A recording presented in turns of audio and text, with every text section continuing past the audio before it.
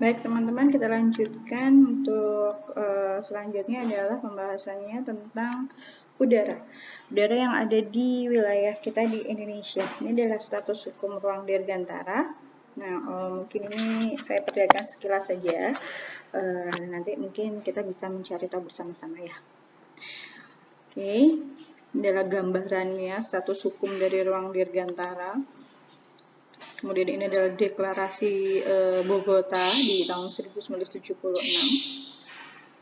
merupakan hukum dari dirgantara tersendiri. Oke. Baik, kemudian selanjutnya adalah otonomi daerah. Di sini ada sentralisasi, pemerintah diatur dari pusat. Nah, kemudian desentralisasi, yakni pelayanan langsung kepada rakyat. Ini contohnya kita yang ada di kabupaten, itu kalau di luar negeri namanya distrik gitu ya. Nah, ini dikatakan demikian.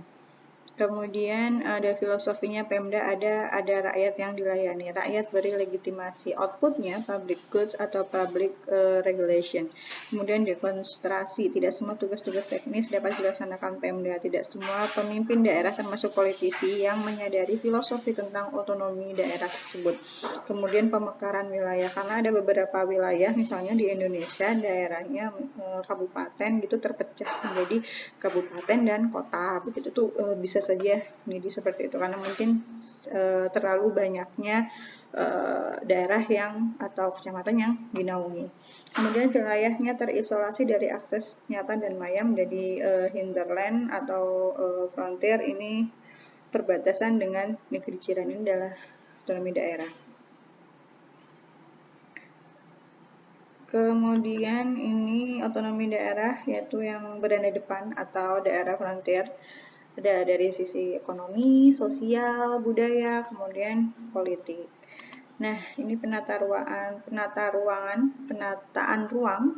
Nah, ini bisa kita lihat ada pemanfaatan ruang untuk kepentingan semua orang secara terpadu, efektif, efisien, serasi, selaras, dan berkelanjutan, serta keterbukaan, persamaan, keadilan, dan perlindungan hukum. Nah, otonomi daerah, rencana tata ruang wilayah ini harus ada melalui Perda RT RW-nya, rencana tata ruang dan wilayah, kemudian standarisasinya seperti apa, pengaturan wilayahnya, pantai, kurang jelas ini kalau misalkan ada pantai di daerah situ harus ada pengaturannya, yang tadi sudah ada di slide yang depan ya.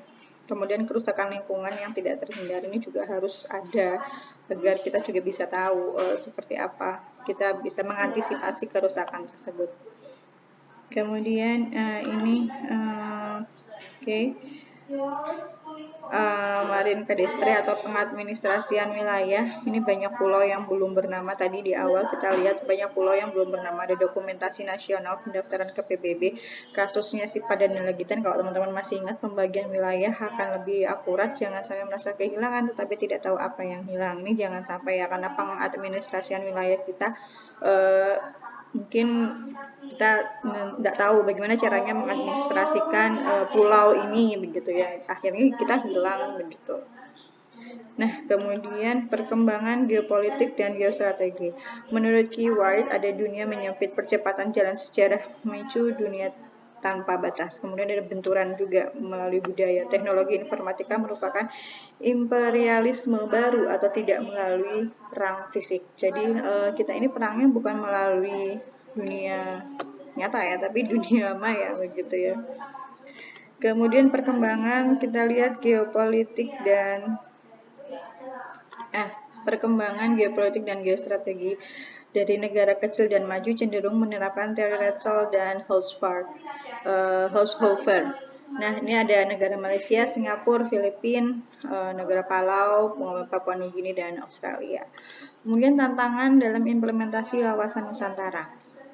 Yang pertama adalah pemberdayaan masyarakat, memberikan peran sebesar-besarnya kepada rakyatnya.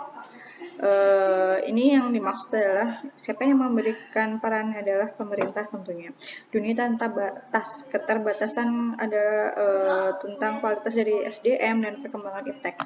Era baru kapitalisme dan kesadaran warga negara. Pandangan bangsa Indonesia pada hak dan kewajiban ini harus benar-benar seimbang dan terpenuhi secara keseluruhan. Jadi bukan hanya proses dalam prosesnya, tetapi harus benar-benar seimbang dan betul-betul menjadi keseluruhan, menjadi sebuah keseluruhan, sehingga warga negara sadar akan hal tersebut.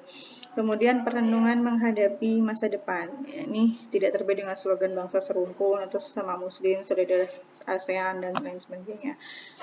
Nah, slogan bangsa serumpun hanya dipakai untuk memantapkan konsep ketahanan nasional saja. Kemudian mensosialisasikan makna tanah air, Nusantara, benua maritim di Indonesia.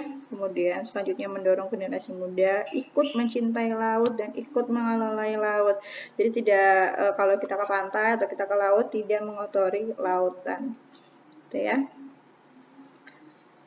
Nah, selanjutnya ini masih tetap sama, perenungan menghadapi masa depan, membangun kekuatan armada laut, ada TNI, niaga, perikanan, industri, prasarana dari maritim, juga meningkatkan kemampuan nelayan agar tidak tersesat dan mampu membaca peta. Ini sangat penting sekali.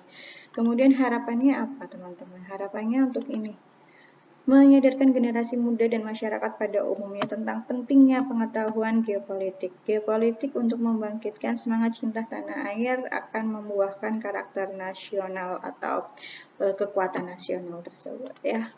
Oke, cukup sekian dari saya untuk materi kali ini, geopolitik atau wawasan Nusantara. Semoga bermanfaat. Dan jangan lupa untuk bertanya apabila ada pertanyaan atau apabila ada hal-hal yang belum difahami, jangan lupa tuliskan nama dan NIM Anda. Terima kasih. Assalamualaikum warahmatullahi wabarakatuh.